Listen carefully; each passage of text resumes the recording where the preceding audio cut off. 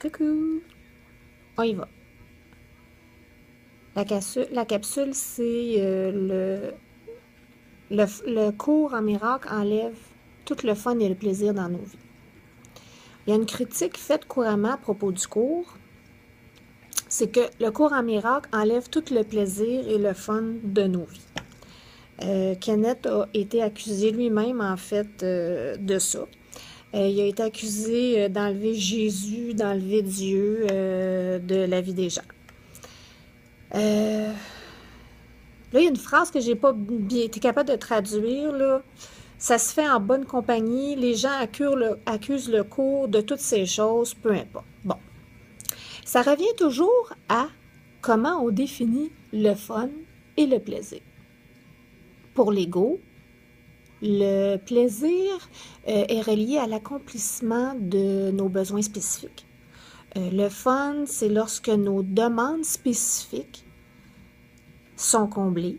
Que le plaisir, c'est lorsque nos corps se sentent bien à cause de ce que d'autres corps font. Le plaisir, c'est quand on gagne à la loterie. Simplement, le fun, c'est quand notre particularité a ce qu'elle désire. Et en ce sens, c'est vrai, le cours enlève tout le plaisir de nos vies. Ça enlève tout le drame dans nos vies. Ça enlève les highs, les hauts, ça enlève les downs, les bas, les glorieux hauts d'ecstasy et les bas fonds d'enfer de dépression et de désespoir. Ça enlève tout ça parce que quand on écoute la voix du Saint-Esprit ou qu'on suit la guidance de Jésus, tout devient pareil, le même, tout est stable, constant. Au même niveau, tout est égal. Le sens du premier principe du cours dit qu'il n'y a pas d'ordre de difficulté dans les miracles.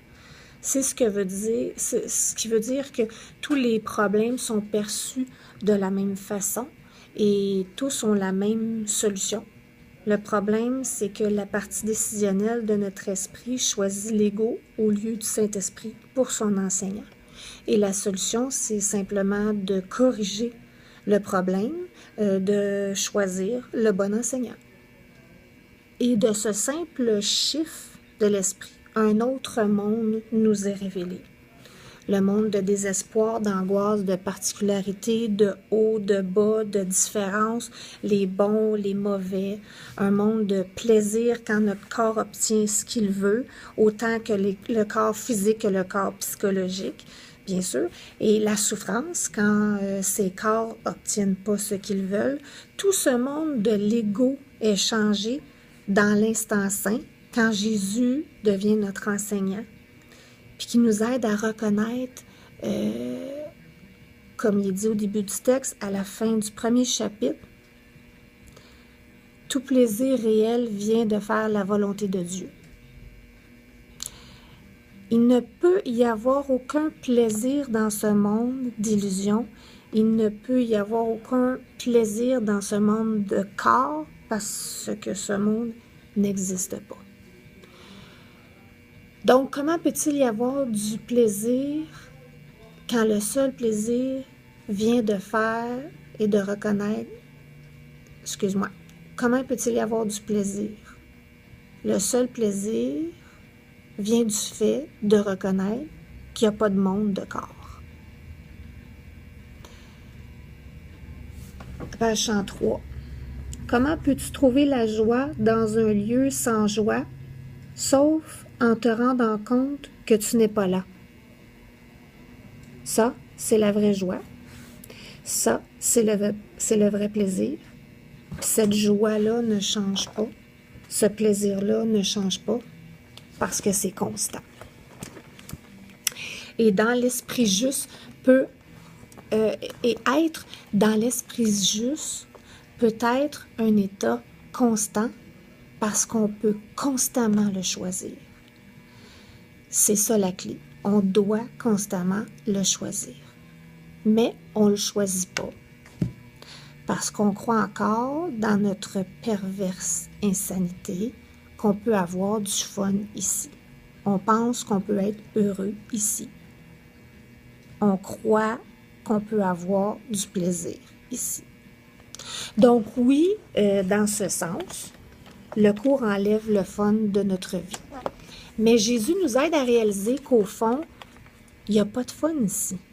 En fait, il n'y a pas de vie ici. Il n'y a pas de vie en dehors du ciel. Donc la vie ici, c'est pas la vie. La vie ici, c'est une charade, une manifestation extérieure d'une condition intérieure qui dit que ce que l'ego dit est vrai et ce que l'Esprit Saint dit est faux. Comment ça peut être la vie? Ou le fun? Comment ça peut être le fun de croire qu'on triomphe sur Dieu? Il y a une ligne qui dit « Si tu savais que ta relation particulière est un triomphe sur Dieu, la voudrais-tu? » Et chaque fois qu'on croit que quelque chose dans le monde nous donne du plaisir, nous rend heureux, nous donne quelque chose à espérer, on triomphe encore une fois sur Dieu en lui disant « Ton amour, c'est pas assez. » Et dans ce monde, on dit à Jésus « Ton amour, c'est pas assez. Ce que tu m'apprends dans ce cours, c'est pas assez. Je veux plus. Je veux du fun, je veux de l'excitation, je veux du drame. »